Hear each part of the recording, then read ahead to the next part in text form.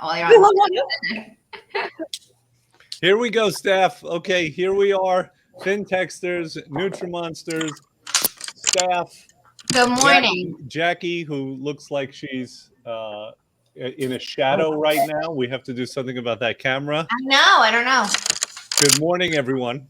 Good morning. I like when it's done in unison. Can we try this again? Oh, no. Good morning, everyone. Charlie. Good morning. Yeah, there we go. Thank you, Angel. I don't think I can say that these days. It's not politically correct. Yeah, I might get in trouble. So listen, let's start out. We're in a crazy time of year right now. Half the people are away. They're probably listening to us in Bermuda or Aruba. And we're getting ready to go back to school for the first time in like 17 years, right? The kids? Oh, we hope. Are we excited about this? I am. I'm excited. I'm excited for if they go back and stay back. Yeah, I'm excited for my kids. I'm excited for me. I feel like, but more so the kids, because it's like, I feel like they get to go, it feels different for them this year. They get to go on the bus. They get to like see people, their friends that were virtual. There's no more virtual option there, going back. So it's almost like starting a new school. You know, I find it amusing that everyone had the opportunity to get closer to their kids, and the love, the bond has only grown, and so is the desire to strangle them. How can both of those things be true simultaneously? You know, it's true. It's true. It's funny. Isabella said to me the other day, you know, and it's also, again, our kids are used to always being busy, right? So like you have something to do today, well, 2 days in a row, and then it's like 1 day break, and then she goes, Mom, you know, what are we doing tomorrow? I said, no, we're just going to do a family day. She goes, Mom, we've had a lot of family time. And she was like, she's like, I like it. I love it, but a lot of family. Like, she wants to see other people. She's done with us. Yeah. She's so over it. People. I That's can exactly appreciate where how my she children feels. are. She jumps in on our meetings. Can I please say hi? Can I please say hi? She's like running it to the Amazon guy. Like, hey, I'll get the package. She doesn't. She's like a puppy. like a stay-at-home mom. Like, Yeah, Anybody want to say hi? She's Anybody like a want to golden retriever. She can't wait for the mail guy to come. So, let's get started. Enough of this fluff. Good morning, everyone who's joining us. So let's get started. I wanted to get started with Jen. You said that you have some amazing testimonials. Our testimonials are so powerful and so inspiring that I think a Tuesday morning is a good time to read them off. Totally. So go ahead, Jen. Yeah, so today is actually Tuesday morning Thea testimonial day, and she's not on. Oh, yeah. Oh, she has them? No, I have them. Okay. But they're three of Thea's clients. Say that 10 times fast on a Tuesday morning. Got it. She's been trained well. Yeah. Yes. Thank you. So this is from Maria. I'm not going to mention last names, but Maria A. I am so happy I returned to FinTech. I was feeling bloated, tired, and just uncomfortable. But the minute I got on the program, I started to feel so much better. I felt healthy, and not to mention my clothes were melting off. So buying a new wardrobe was a bonus. Everyone here has been so encouraging to me on my weight loss journey, and a big shout out to my coach Thea. She was amazing. Oh, I like that. Wow, how about that? I think Thea slipped her a 10 spot under the table. Lisa. Yeah, so that was nice. And then we have a husband and wife team.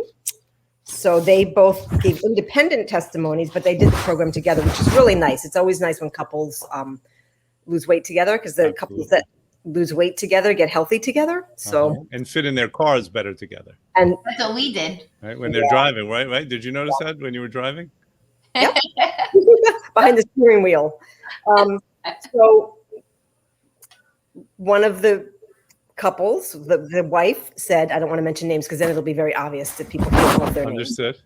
This was a great program. I never thought I could lose those stubborn few pounds, but FinTech Nutrimost made it possible. The coaches were great, and the ongoing support is key. I had severe acid reflux, which is now gone. That was amazing. Thank you, guys.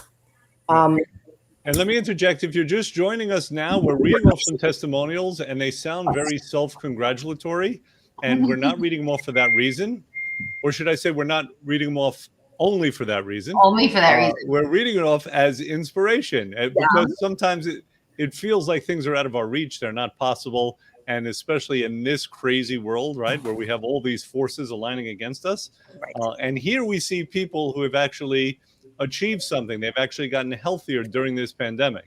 So that's why we're doing it. So Jen, please. Right. So the wife whose testimonial I just read didn't really have a lot of weight to lose. Her concern was more about health issues. Right. And she did say that in the testimonial, which is great, because although we are marketed under weight loss, we really do affect people's health in ways that they didn't realize that. Right. So the spouse, the husband, said it's a great program. I mean, I have been feeling worse for a few years, but the last 40 days changed a lot of things for me. My confidence is back, which is a huge thing. The coaches are great here. Thea is very humble and a good listener. She helped me with my doubts any time of the day. I'm feeling awesome right now. Oh, that's nice. So cool. You know what I want to bring up regarding that is he kind of hit on this inadvertently, which is the concept of momentum. Momentum's a real thing. Yeah. And people find themselves going downhill for such a long time. And I think that that's one of the great gifts of our program, is that we have the ability to stop that downward momentum and reverse it and put it in an upward trajectory. Right. Yeah. Can I speak on that for a second? Please. Yes. Well, Jen, okay. First, Jen, and then Corinne. Finish them, and then I'll back off. I'm the teacher. Thank you. So he was a little loath to do the program. It was a little bit of to get the husband in. What is really amazing is, like you spoke about, the downward trajectory. It turns around in 40 days, sometimes within 20, because people realize what's happening to their body. So it's a really fast turnaround. Sure. So, as someone who's done the program and can speak to it really well, anybody who's like kind of, on the fence about it, it's really fast. So the results are especially in this day of it, instant gratification. It's a really fast program that gets you on a pathway to health. So. Right. Okay, cool. Yeah. And the lesson there is don't be loath. Don't be loath. Loath is a bad thing to be. Good morning, Elizabeth. Good morning, Elizabeth. Lisa. And Lisa. Don't forget Lisa. Oh, I'm sorry. Good morning, Lisa. Yeah. I just saw the comments here. I can't comment. I don't know why. I can't either. So. Oh, you can't? No, I normally can. It's not coming up now. So, hi, guys. I can, but I'm not going to. Just out of pure spite. No other reason. Corinne. So what I was going to say is I was exactly where he was. I had that downward spiral. I felt like I could never lose this weight. And Jackie was like, nope, you're doing the program. Nope, you're doing the program. And I'm like, I don't know. And then just like Jen said, like once you got into the program, you felt hope and you felt the ability to say, okay, I'm in control and I can do this. Mm-hmm. And it's probably the only program that I've ever done that I felt that I could do this. Right. Well, Jackie's job is to harangue people into a better future. And she does it well. Thank you. No, but it's true though, because I tell everybody the same thing. Like, and obviously, like Jen, coming from someone who's done the program successfully and living it and practicing it and spreading it to other people, it's different because I feel like it's almost like when you get on the scale, you always like, okay, like I'm hoping for that number. I'm hoping for progress because you may not see it just yet. Maybe your goals they may be realistic. They may not be. You want to lose 50 pounds, 40 pounds, 10 pounds, whatever it is. And you're just waiting for that one day, that aha moment, like when you wake up, you're like, oh, okay, I see it. And the difference is with our program, and I've noticed, and it doesn't matter who it is, it's you give yourself that first 7 to 10 days and it's like, okay, I'm going somewhere. And then it's like day 14 hits and it's like, stop. And now look back 14 days and you don't realize, but the results are actually happening every single day. And they're more noticeable than you give yourself credit for. We're just so used to things not working so quickly, or if they do, they fail. And so when we see the transition in us so quickly, it's like, oh my God, this is real. This is right. And I'm healthy and this is happening. And it makes it easier. Yeah. People are shocked because a lot of them, as you said, they have their GPSs set on fail. Yeah, and right. when success happens, they really don't know what to do with it. There's some kind of a dissonance there. But let's move on. Let's end this shameless promotion. And let's move on and talk about some content, some actual educational material that's going to be interesting, I think. because we're in the middle of this pandemic still, right? This never-ending pandemic, and everyone is just done on it. And one of the things that we've been told is to wash our hands. We've been told by various people to wash our hands obsessively. Well, how did that start? And how does that relate to our guts? Oh, Right. We were mentioning reflux. Reflux is a problem with the gut. So here's how it started. I'm going to tell this story. Some people have heard it. I'm going to tell it pretty briefly. But in the 1800s, there was a hospital in Vienna. And this was considered probably the greatest hospital in the world. And they had a, Jen, what do you call it? Where's the place where they have the babies? the maternity ward? The maternity ward. They had a maternity ward. And the place where they deliver the babies. What is that? Is that still part of the maternity The ward? delivery room? Yeah, so they had maternity wards and delivery rooms, right? But here's the problem. Put it in a hallway. It depends on who it is. So in the cab on the way, yeah. So the problem was at this particular maternity ward, they were losing a large number, and by losing I mean a large number of the mothers who were giving birth were dying. Really? And the numbers were crazy. It was like anywhere from 20 to 50%. Yeah. Oh wow. Now there was a doctor there, and he was in charge of this ward, and his name was Semmelweis. And he started looking into it. And one of the things that he noticed was there was a certain smell that was emanating at the time, and he smelt it. And anytime he smelt it, death was sure to follow.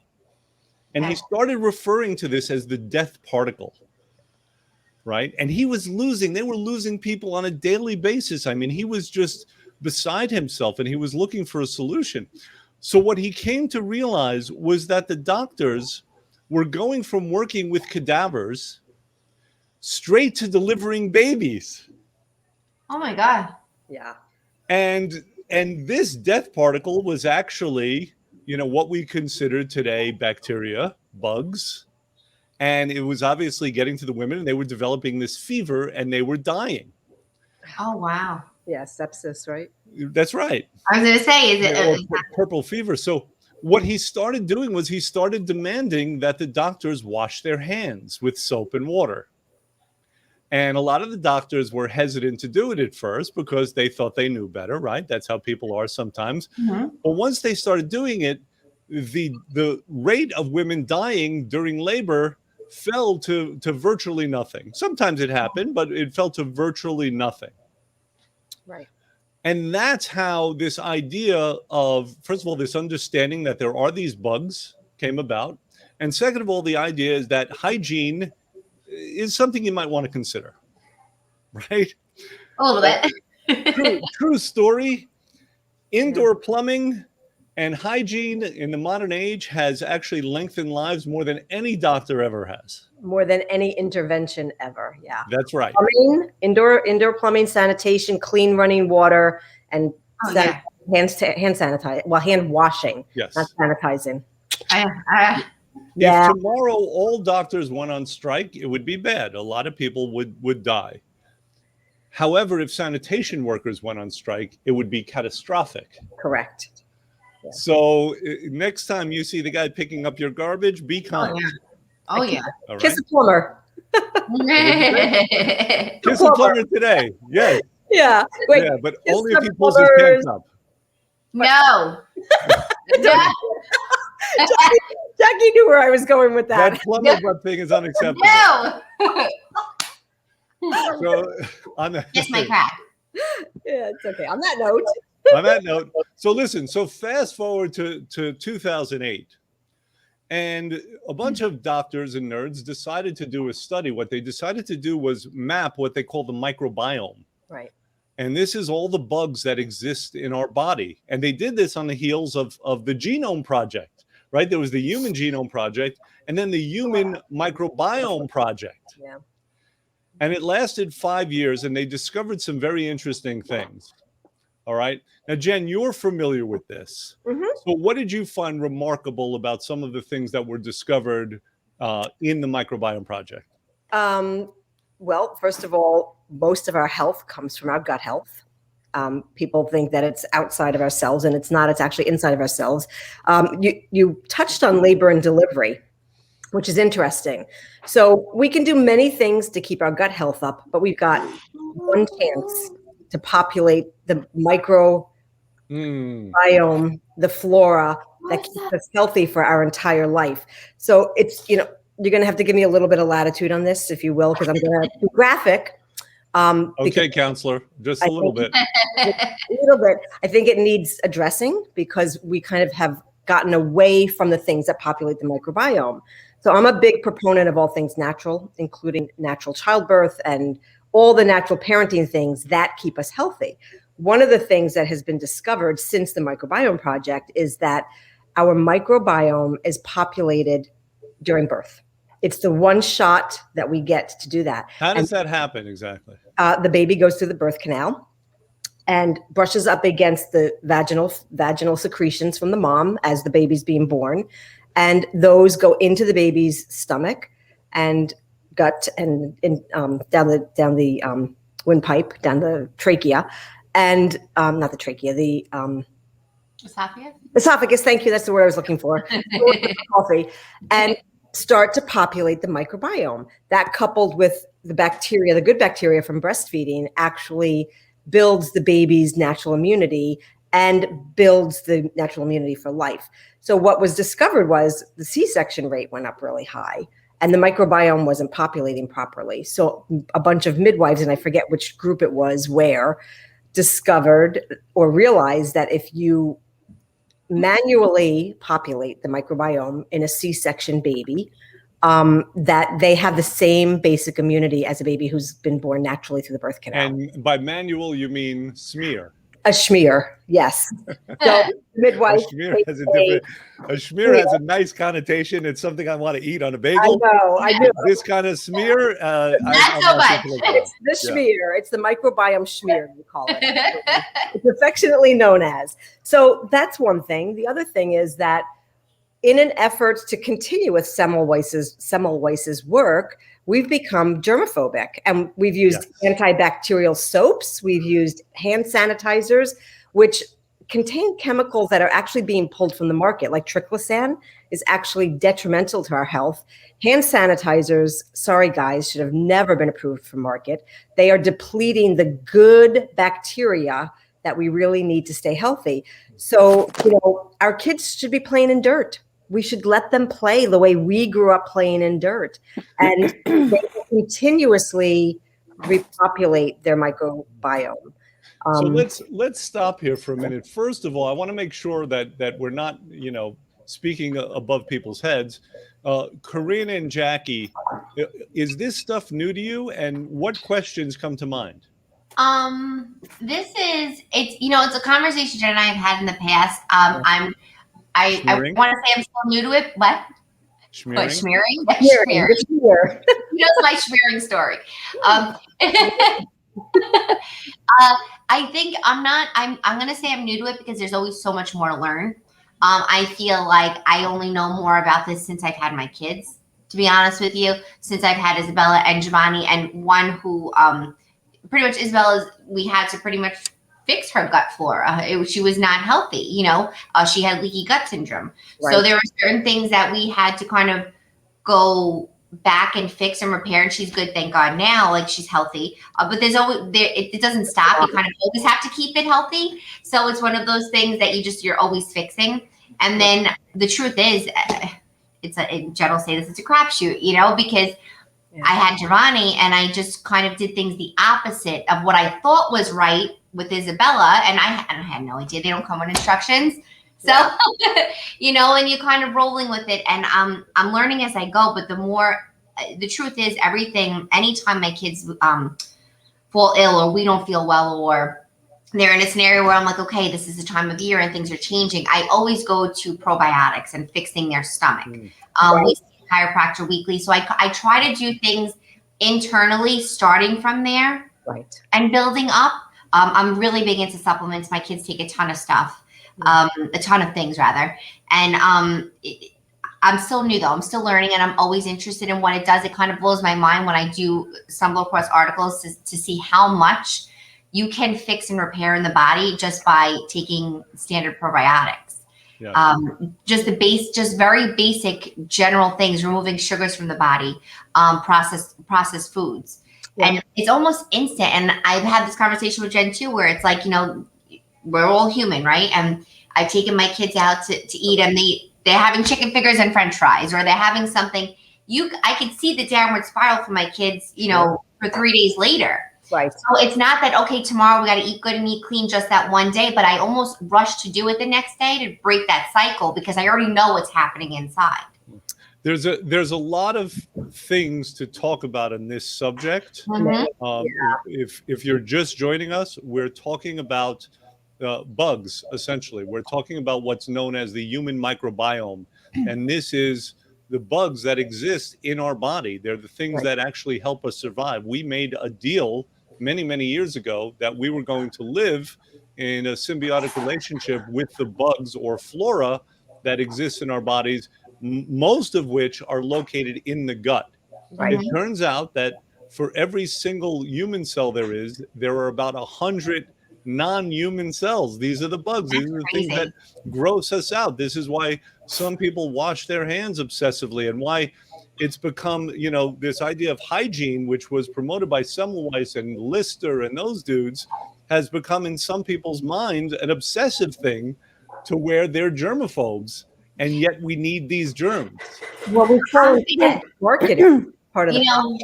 I don't think being a germaphobe is healthy, personally. It's not. It's really not. It's not. Yeah. No, it's the constant need to sanitize your hands. Like, my husband makes fun of me because my husband walks around and he's got like a pile of hand sanitizer everywhere he goes. He goes, "Can you sanitize?" I'm like, no. Like, even Jackie will tell you, like, I don't even carry it. I'll carry wet wipes and like wipe my kids' hands down and stuff like that. It's different. Or like baby wipes and wipe down their hands. But I think for me, I agree with you though, Corinne. Like Mike's the same way. Like it became such a bad habit for me, and because it was easy. And I think honestly, when I went from carrying a diaper bag, I always wiped their hands down. I didn't use hand sanitizer. I mean, I had hand sanitizer that stayed. It was just like a staple. I never used it.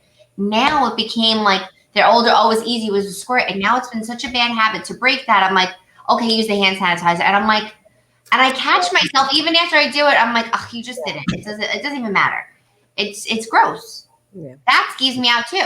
It's more chemicals. I remember being on a school trip. I was a chaperone on a school trip, and I had a group of kids. And one of the moms was like constantly with the hand sanitizer. The kids were getting ready to eat apples, and she started squirting the hand sanitizer on everybody's hands. And I was like, when she came to my group, I said, no.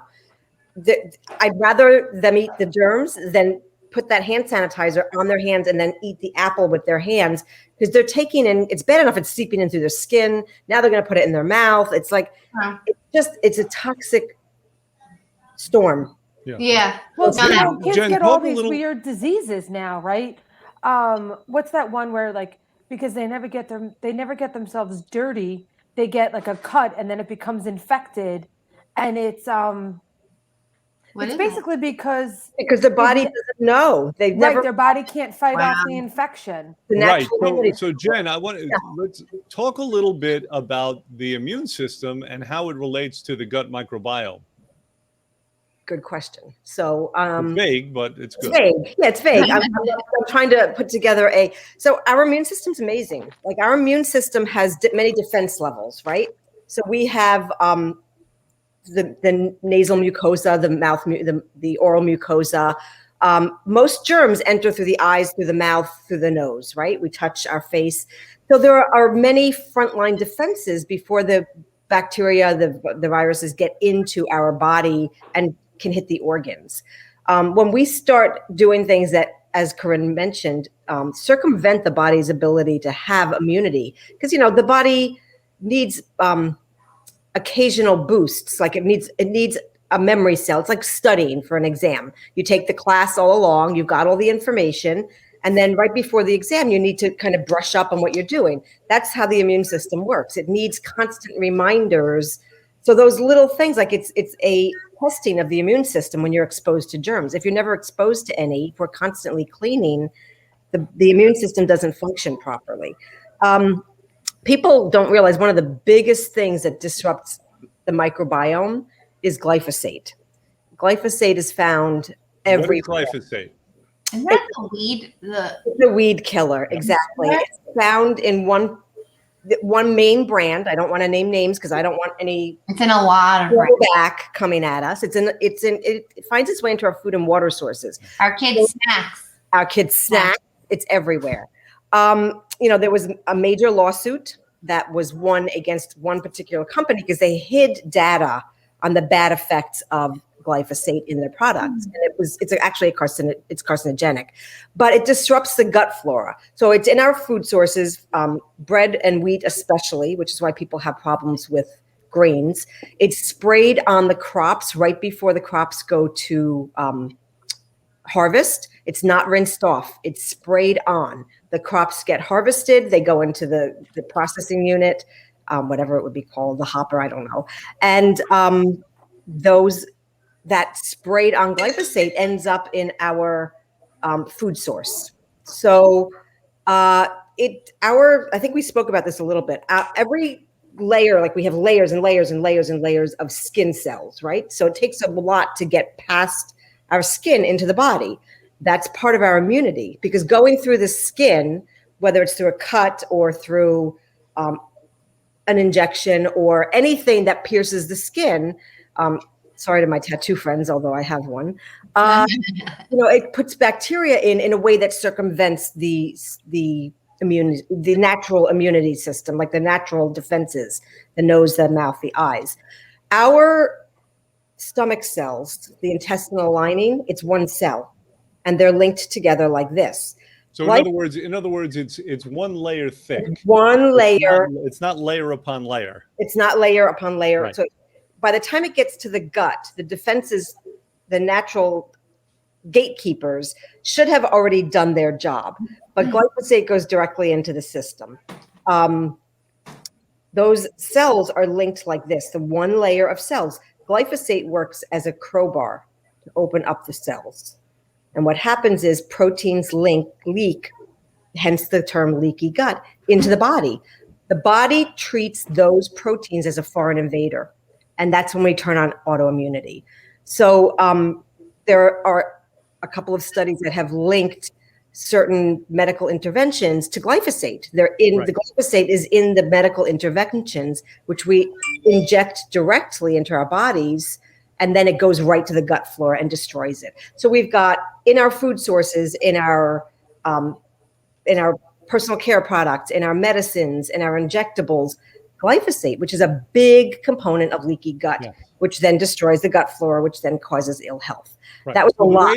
The way that the immune system works is it recognizes basically us and other. Yeah, right. And once that we have these openings in our gut, and now food is allowed to seep through, essentially, now it's recognizing food as other and it's attacking it. Right. And depending on where it's attacked, like ultimately it can start attacking the joints, it can start attacking, cells of the pancreas. Right. It can attack a lot of things. And a lot of people believe this is the etiology of many diseases that we're faced with. Correct. Especially autoimmunity. And it's funny because we have a client who sees a rheumatologist for an autoimmune disorder. She's done our program and her markers are almost normal. So that's a big testimony to how taking control of your health, there are many ways to do it. I'm just mentioning it because I know our program can be gut healing. I was told as someone with an autoimmune disorder that I would never get rid of it. And the reality is I don't have those symptoms when I eat really clean after I did this program and healed my body. Basically, the autoimmunity, which was basically bad gut health and toxicity, went away. So there's a lot of hope for people out there, but the knowledge on that is not widely disseminated. It's not widely known. Right. And let me make a couple of points here. First of all, as far as the microbiome, so they finished the project mapping it in 2013. I mean, this is new stuff. This is terra incognita. And so they're still learning what the significance is. Now, unfortunately, in my view, what the researchers tend to do is they're looking for products to make money. So Correct. they research all of this, and the conclusions that they come to is often not about building health, but how to manipulate things using strong medicines. Correct. Yeah. Now, the other point I want to make is that people watching us might be a little confused because I started off talking about the wonders of hygiene, right? And washing your hands. And then we kind of shifted to the importance of challenging our immune system. Yep, it's all matched. Right? So there is a concept of balance. It is important. Washing our hands is a good thing. Hygiene is a good thing. But there is a balance that has to happen. Absolutely. There are some people whose ideal is a world that's totally antiseptic. And if that ever happens, and when that happens, we'll all be dead. Well, we're going to be in trouble. Yeah. We're going to be in trouble. It's not Yes. And so some of the significant, actually, most of the significance, 99% of the significance of this Human Microbiome Project has not been realized because they're still trying to understand what it means. There's evidence, I believe, that our gut flora is psychoactive. So if you remember in the movie Ghostbusters, I was going to say Gutbuster, Ghostbusters, that's us. There was that pink slime, and it reacted to emotional states. Yeah. It seems our guts do the same, and we know that intuitively, don't we? Yes. Talk about our guts. We do. And interestingly, like there are holistic psychiatrists and psychologists who are working with the microbiome to heal, quote unquote, mental illness. And they find that when they heal the gut, the person's mental state.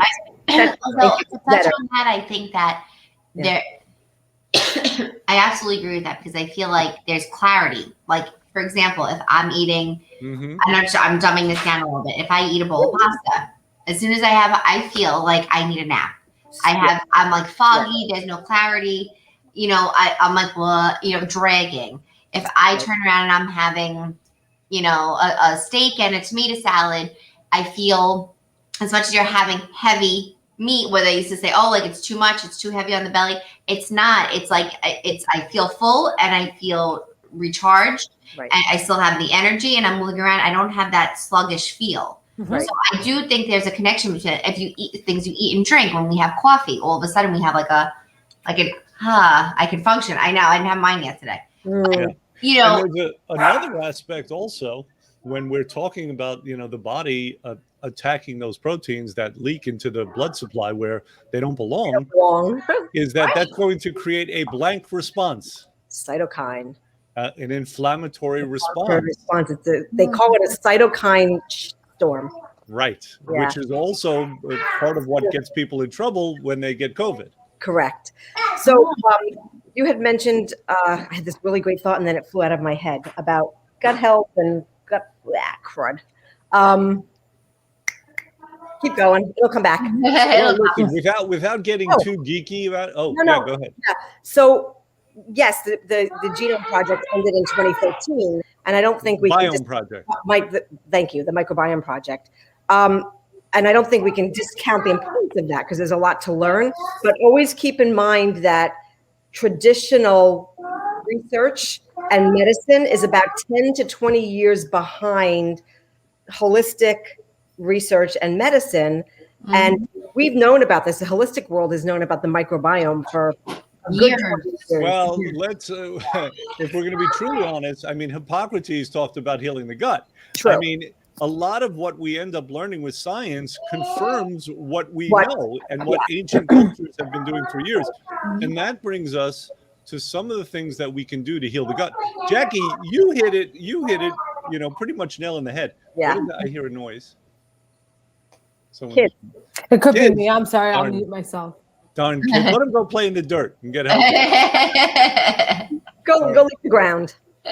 So Jackie hit on this first. Listen, you want to eliminate sugars and you want to eliminate grains, right? You want to get rid of the insult that's happening.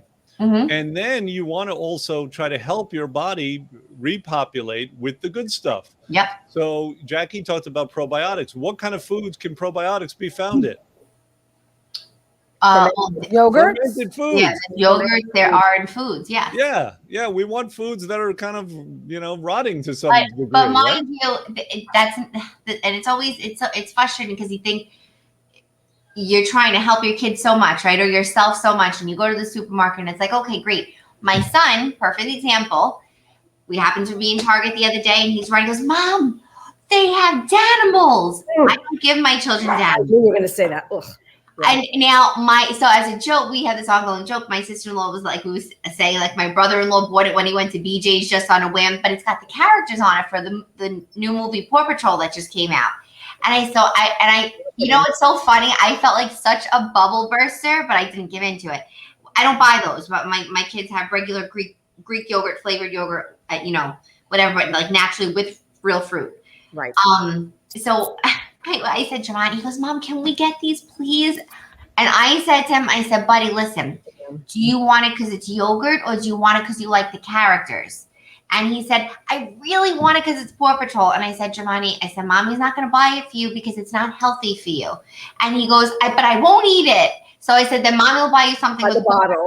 So I said, do you like the yogurt Mommy has at home? And he said, yeah. I said, okay, let's stick to that and we'll get something with Paw Patrol on it. Good. But it's that mindset. But can I tell you, it says made with real probiotics. Yeah. As opposed to fake probiotics. Yeah. So everyone name their favorite fermented food. Oh, I love pickles. So pickles, sauerkraut. Corinne? I'd say pickles.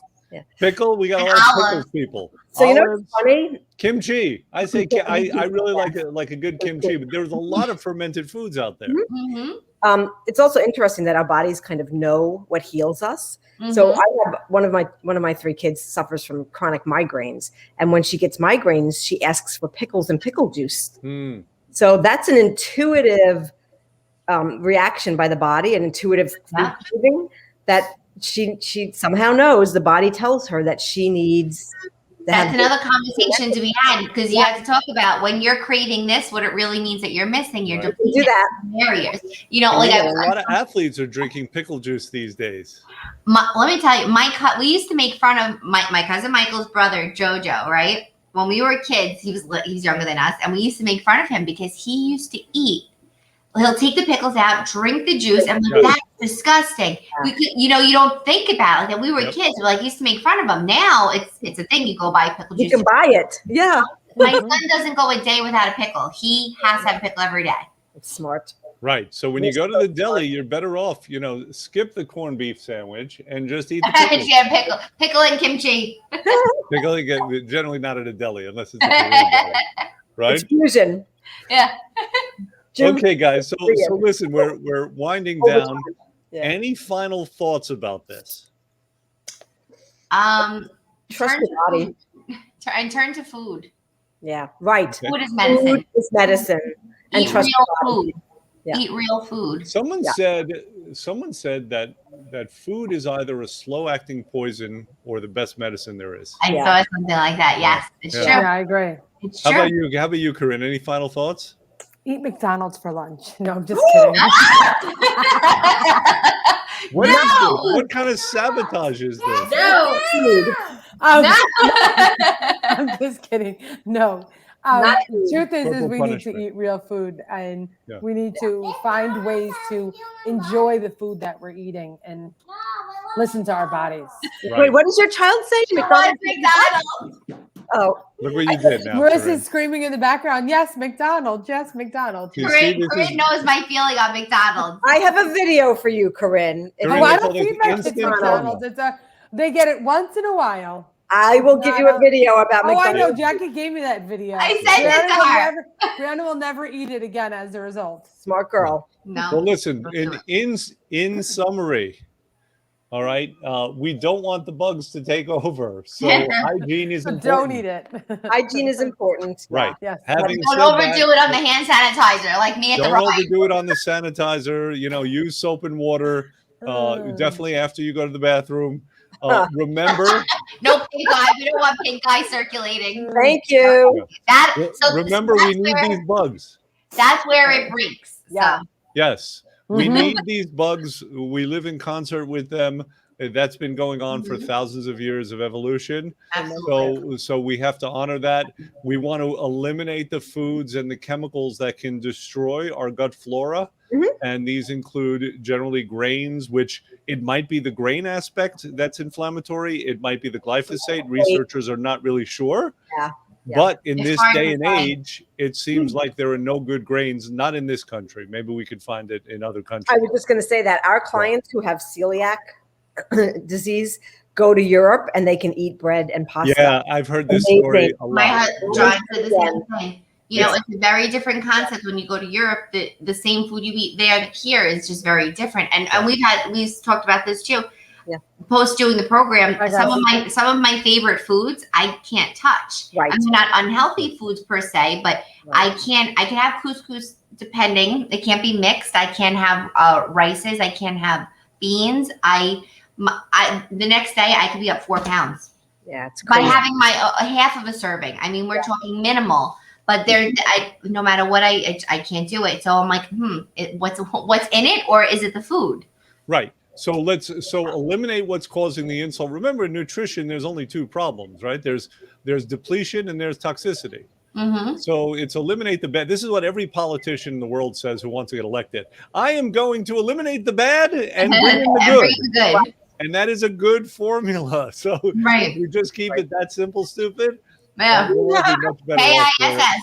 Oh And yeah. of course, we're here to help. Yeah. Yes. So Okay, guys. So that's going to be it for today. As always, it was fun. Always. And we will speak to everyone next week. bye. Bye. Bye.